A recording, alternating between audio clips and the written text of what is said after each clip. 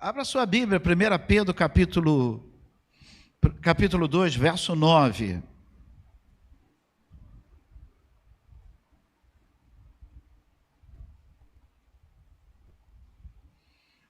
Uma frase pronta que foi muito falada nos anos, não sei se foi de alguma música. Eu sou o que a Bíblia diz que eu sou. Geralmente, quando uma música faz sucesso, as pessoas retiram as frases. E essa palavra, eu via muita gente mencionando e falando essa frase. Eu quero usá-la como tema da minha mensagem nesta noite. Eu sou o que a Bíblia afirma que eu sou. Repita. Eu sou. 1 Pedro capítulo 2, verso 9. Vamos lá? Mas vós sois a geração eleita, o sacerdócio real, a nação santa, o povo de propriedade exclusiva de Deus, para que anunciei as grandezas daquele que vos chamou das trevas para a sua maravilhosa luz. Senhor, eis aí a tua palavra, ó Pai. Muito obrigado por essa palavra. Senhor, tu nos convida a sermos, Senhor Deus, nação exclusiva, Pai, povo adquirido, ó Deus. Tu nos convida, ó Deus, a sermos, Senhor Deus, a luz desse mundo, sal da terra, Senhor. Então, nos ajuda a vivermos naquilo que tu já tens planejado para a nossa vida, Senhor, e que nessa noite consigamos ouvir a tua voz, em nome de Jesus. Amém. Bem, a palavra do Senhor me convida a viver essa verdade. Assim como eu tenho a minha carteira de identidade, e se a carteira de identidade ela tiver alguma rasura, tem alguns órgãos, como no presídio, quando nós vamos fazer visita, se a carteira tiver com alguma rasura, a pessoa não consegue entrar. Se tiver vencida, nós não conseguimos entrar. A foto tem que ser, a foto foi igual. Eu tenho uma carteira quando eu estava no quartel, magrinho, no quartel, cabelo preto. Então, aquela carteira tem, o meu nome é igual, mas a pessoa que está ali não é igual a esse que está aqui. Mudou muito. O meu cabelo, então, a menina da propaganda dizia, ó, meu cabelo continua o mesmo, né? Mas eu não. Mudou tudo, cabeça, mudou o físico. A Bíblia diz que tem algo que não muda. Aquilo que o Senhor fala para nós. O Senhor fala para nós que nós somos... Desliga aqui para mim, tá? Senão minha avó vai... O ventilador ali. A Bíblia fala que nós somos algo especial. Então, o texto que nós lemos, ele diz que nós somos um povo de propriedade exclusiva. Obrigado. O texto fala que nós somos geração eleita. Nós somos sacerdócio real, nós somos nação santa, nós somos povo adquirido para anunciar a grandeza do Senhor. Então, nessa noite, eu gostaria de dizer que você pudesse forçar a sua mente e pensar o que Deus diz que você é. O que Satanás diz, o que o mundo diz, o que os inimigos dizem, então é fácil. Mas o que Deus diz que você é? No seu coração, sem frase pronta, você já conseguiu entender aquilo que Deus tem para a sua vida? Em momentos dificílimos, quando você está se sentindo um pano de chão, quando você está se sentindo rejeitado, quando você está em um ambiente onde todos são ovacionados e você é deixado de lado. Então, naquele momento, o que você sente? Quem é você nesse cenário? Nós ouvimos tantas palavras que às vezes nos convida a baixarmos a guarda, mas nessa noite eu gostaria de trazer a você essa palavra, que nós somos o que a Bíblia afirma que nós somos. E em primeiro lugar eu separei que nós somos um povo chamado geração eleita. Geração eleita. Mas, independente disso, eu quero que você entenda que você, antes de ser essa geração eleita, eu quero que você entenda que você é filho de Deus. Então, bata no seu peito e diga assim: eu sou filho. E para você se tornar filho de Deus, foi feito um plano. O que nós comemoramos no Natal é a introdução do plano para que nós nos tornássemos filhos de Deus. Deus me criou, Deus criou o homem. Então todos nós somos criatura. Mas para ser filho de Deus, eu preciso estar inserido, eu estar enxertado, como João capítulo 15 fala, na árvore que é Jesus. Para ser filho de Deus, eu preciso entender que eu tenho um nome que é sobre todo nome, o nome de Jesus sobre minha vida. Então, João capítulo 1, verso 12, diz assim: todos quanto receberam, aos que creram no seu nome, deu-lhe o direito, o poder de se tornarem filhos de Deus. João 1, verso 12. Então, para ser filho de Deus, existe um requisito, e o requisito é receber e crer no nome de Jesus. Receber a Jesus como seu Senhor e Salvador e se tornar de fato filho de Deus. Na história do filho pródigo, você encontra dois homens que eram filhos. Mas o primeiro, ele achou que aquele ambiente não era para ele. Aquilo que antes era bom se tornou enjoado, se tornou enfadonho. Aquilo que antes era bom começou a perder o brilho. E o prazer do mundo começou a atrair. A Bíblia diz que nós recebemos o poder de nos tornarmos filhos de Deus quando nós cremos no nome de Jesus. O Senhor me escolheu para fazer parte da sua família. Eu não posso abandonar essa família, não importa o meu passado, não importa as minhas falhas. O Senhor me escolheu em Cristo, eu fui adotado como filho amado.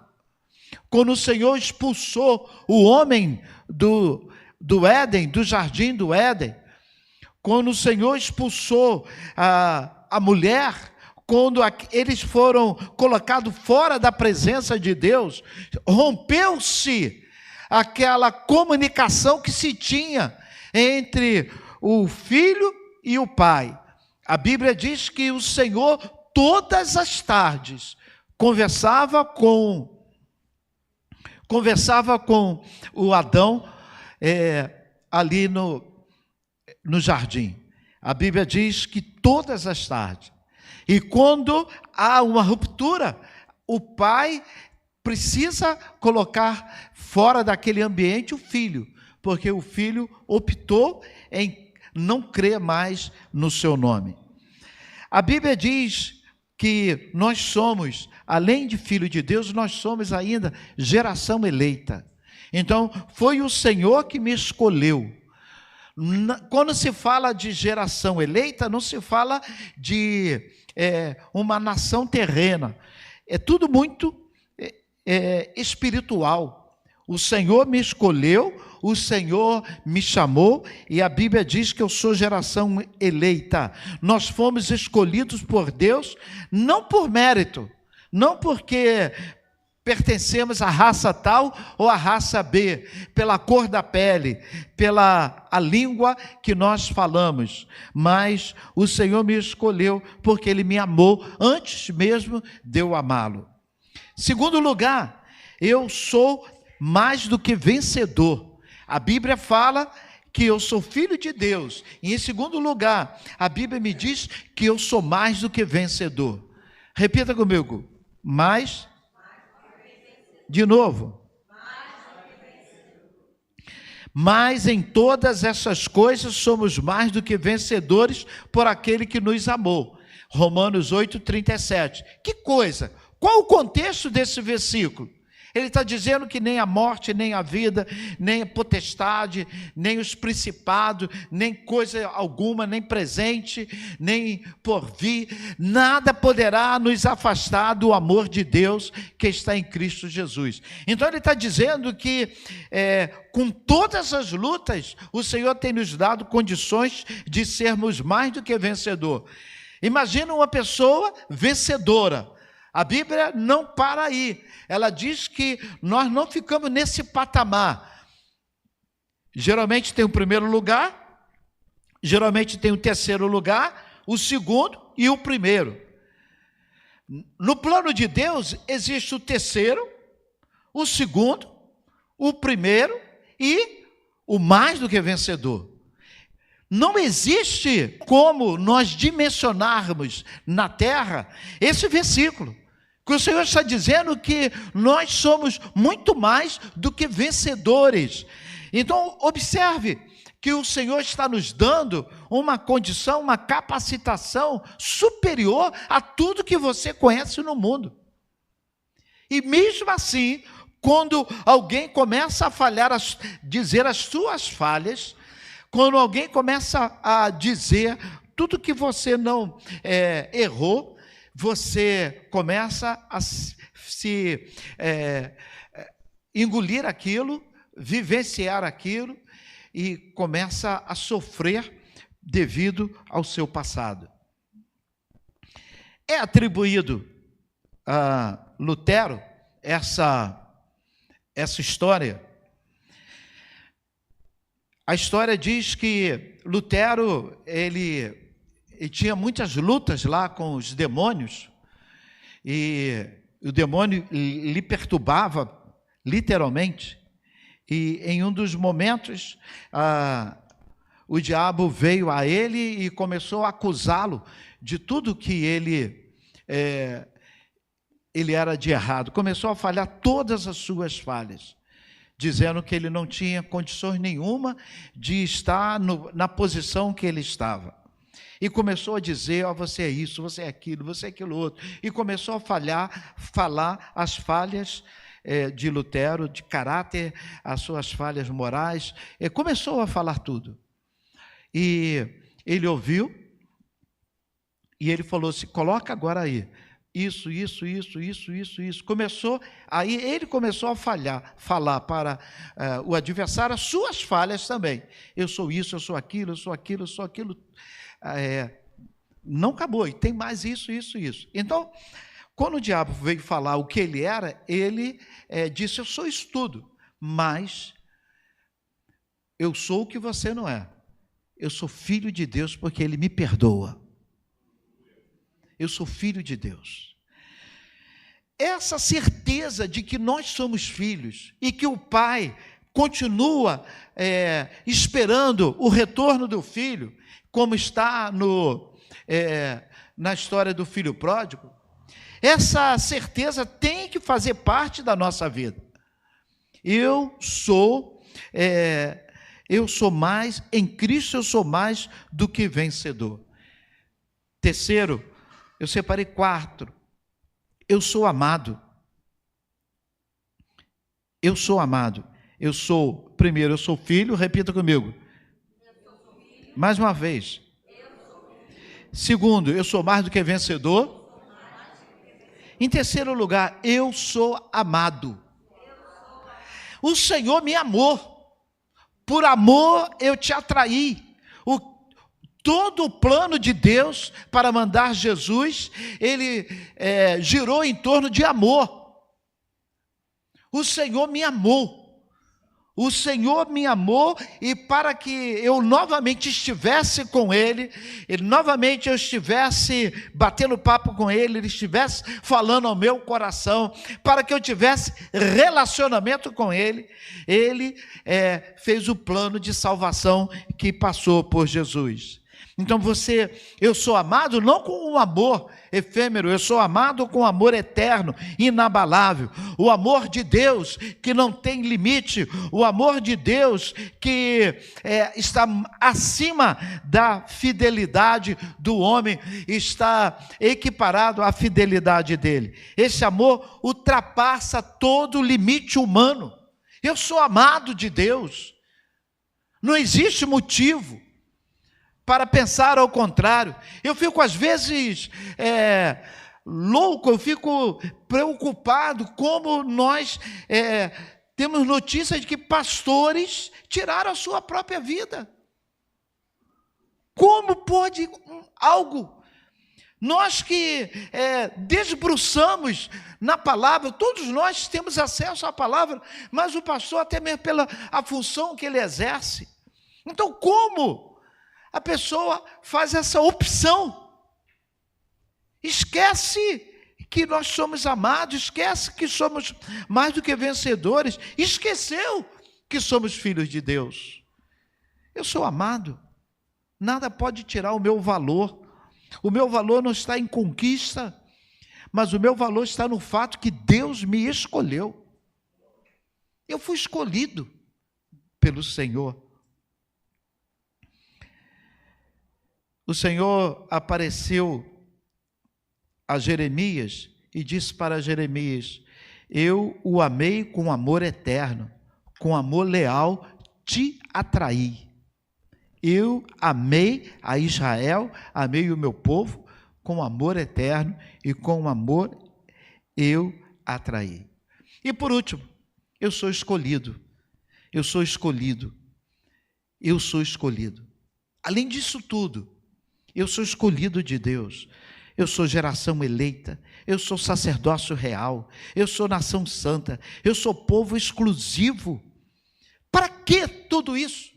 Aí, o texto que nós lemos no início disse, 1 Pedro 2,9, para anunciar as grandezas daquele que nos chamou das trevas para a maravilhosa luz. Se eu sou filho, não é para que eu fique batendo no meu peito e dizendo assim, olha, eu sou filho, olha, não mexe comigo não. Sabe aquela macumba gospel? Não mexe comigo não, que eu vou orar e Deus vai te castigar. Não foi para isso que Deus me chamou. O Senhor me chamou para que eu anuncie as grandezas, as virtudes, as qualidades do amor dele. Eu sou filho amado, eu sou escolhido. Eu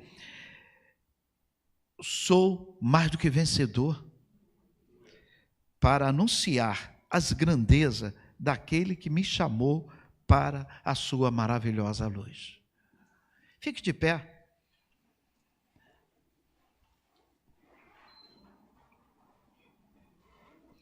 Por último, eu quero falar para você de pé.